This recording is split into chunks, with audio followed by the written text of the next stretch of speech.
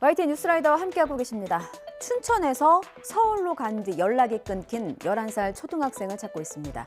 특히 서울 송파구에 계신 분들 유심히 지켜봐 주세요. 11살 A양, 키는 140cm 정도, 몸무게는 35kg가량이고요. 긴 머리카락에 하늘색 후드 티셔츠를 입었습니다.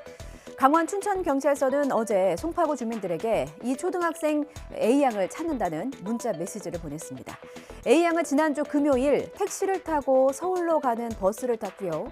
잠실역 인근에서 휴대전화 신호가 끊겼습니다. 아이를 보시거나 보호하고 계신 분은 경찰에 연락 부탁드리겠습니다. 가뜩이나 어려운 경제, 아끼고 아끼는 건 일상다반사죠. 그런데 티는 잘 안 납니다. 난방 온도를 낮춰도 전기를 덜 써도 생활비는 눈치 없이 오르기만 합니다. 이 한 푼이라도 아끼려는 서민들의 마음을 악용한 사기꾼이 또다시 나타났습니다. 10만 원을 주면 상품권 13만 원으로 돌려줄게. 말도 안 돼 싶으실 텐데 유명 포털 맘카페에서 실제로 벌어진 일입니다. 의심이 믿음으로 바뀌기까지는 그리 오래 걸리지 않았습니다. 실제로 상품권 지급이 이루어졌고 더 많은 사람이 더 많은 금액을 넣기 시작했습니다.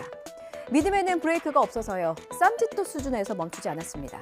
은행에서 대출받고 집에 보증금까지 뺐다고 합니다. 무려 2억여 원어치를 산 회원까지 나왔습니다.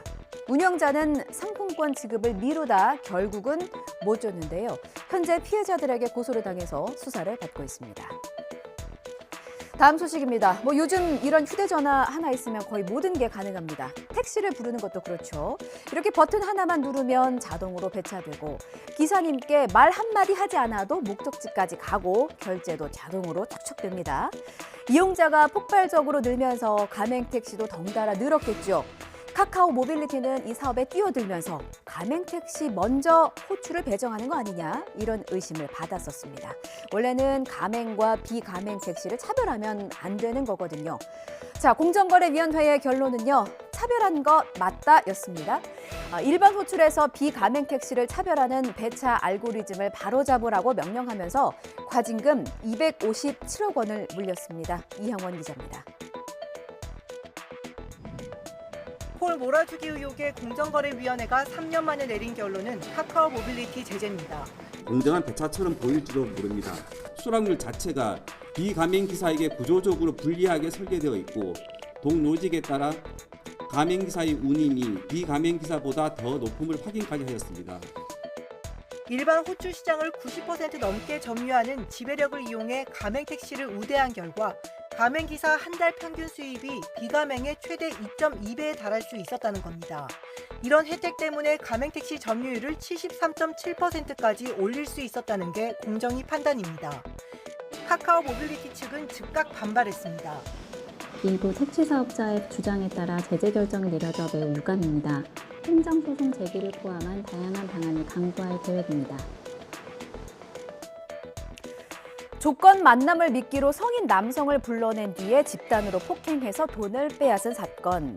10대들의 행각이었고요. 자신들의 범행을 SNS에 자랑했죠. 나라차기에 쇠파이프, 소화기까지 등장해서 충격을 안겼습니다. 이들이 재판에 넘겨졌습니다.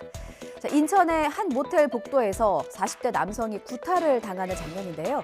가해자는 모두 10대, 한 명은 심지어 초등학생이었습니다. 이 영상을 스스로 공개하면서 결국 붙잡혔던 문제의 10대 5명은 재판에 넘겨졌지만 초등학생 등 3명은 촉법 소년으로 확인돼 법원 소년부로 송치됐습니다. 또 촉법 소년의 사건을 다루게 돼 답답한 기분인데요. 잠시 뒤에 전문가와 함께 이 사건 내용 자세하게 다뤄보겠습니다. 이 소식도 분노를 돋우고 있습니다. 온몸에 멍이 들 정도로 초등생 아들을 학대해서 숨지게 한 혐의를 받는 의붓 어머니인데요. 경찰이 아동학대 치사죄가 아니라 살인죄 적용을 검토하고 있습니다. 의붓 어머니 42살 A씨는 지난 10일에 구속됐습니다. 아들을 때려서 숨지게 한 혐의를 받고 있는데 경찰은 고의로 아들을 숨지게 했다고 보고 죄목을 바꿔서 적용하기 위해 법리를 살펴보고 있는 중이에요. 39살 친아버지는 아들을 숨지게 한 공범이라고 보기는 어렵다고 판단하고 상습 아동학대 혐의만 적용할 방침입니다. 그제 있었던 피해자 조사에서 의붓 어머니의 진술을 대신 전하겠습니다. 12살 아들이 숨진 당일 밀쳤을 뿐 때리지는 않았다. 때린 적은 있지만 학대하거나 살해할 의도는 없었다. 이거 뭐 탁 치니 억하고 죽었다는 건가요?